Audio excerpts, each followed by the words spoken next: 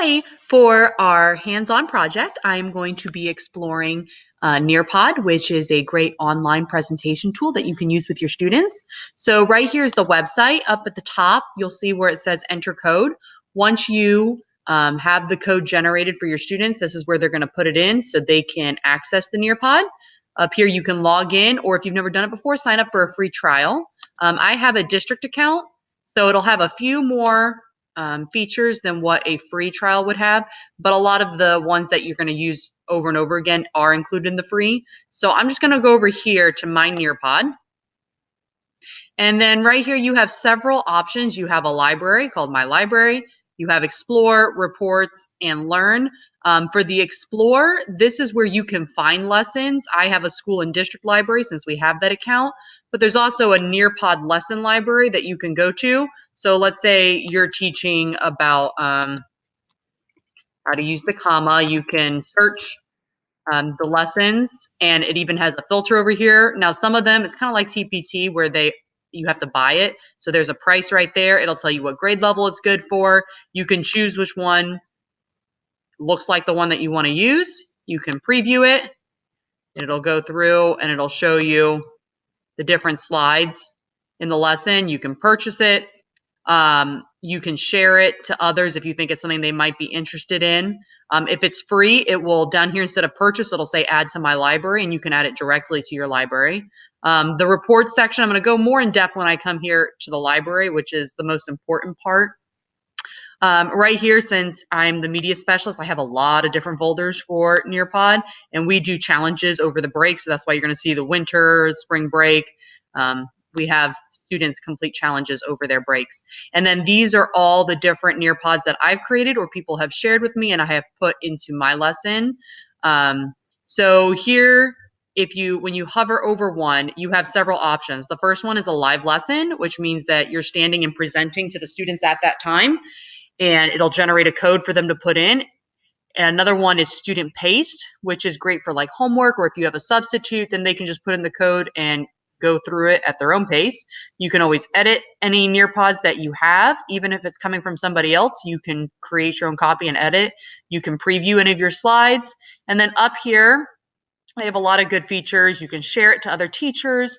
You can duplicate it. So let's say you have a higher level class and a lower level class, and you just kind of want to change some of the questioning or some of the activities. You can have the same lesson, but just modify it. You can create folders like you saw up there that I had. You can export it to a PDF, which is great if you have a student that doesn't have technology at home and they need to have these notes, or if they were absent and you just need to print out the slides, and they can have a copy of that. Reports is one of my favorite features because anything that the students do in the Nearpod, all of the answers they write down, any quiz they take, anything they do is going to go to this report section, and you can pull that and look exactly at what they've done. So you can create your own lesson. I created kind of a practice one already, so I'll just click on this and we'll preview because it has some different features that you're going to see. So this one right here, this is a 3D. You're going to see I'm able to manipulate it and move it. And I'll show you where that's located, but this is a 3D image.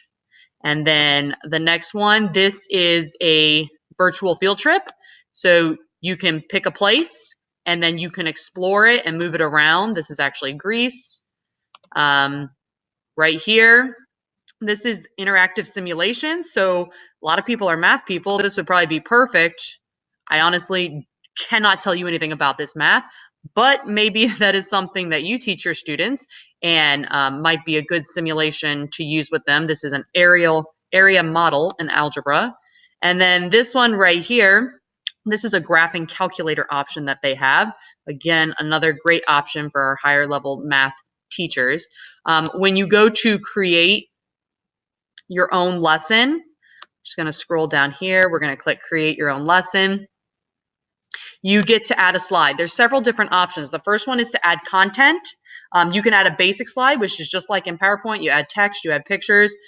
This is the 3D, like the digestive system I showed you, the simulation that I showed you with the math, the graphing calculator option, and the field trip. All four of those are the ones I just showed you. And then you can also add in a BBC video, a sway, which is kind of like a Prezi. You can add in a whole slideshow presentation right in there. a video, audio, a PDF, or a live Twitter stream. You can also add web content, which is just basically copy and paste the URL into the slideshow. And my favorite is add activities, and they have several different ones. You can ask an open-ended question. And the great thing is once students type in their answer and send it to you, you're going to get it on your teacher device automatically. And you can look through all the answers that they're given, they're giving you at that moment. And that kind of helps you make a decision on how well they're doing right now with that topic.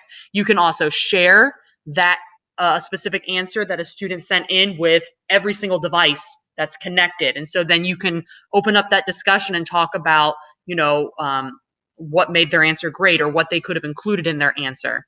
You have matching pairs. You have a quiz, which self-grades. It's awesome. The Draw-It would be great for math if you want to see them actually doing the math. Or it could be great. What I do is I put in a text and then I have them underline their evidence in the text. Collaboration board, which looks like sticky notes, and then you can just see everybody's post and you can like it or you can add to it.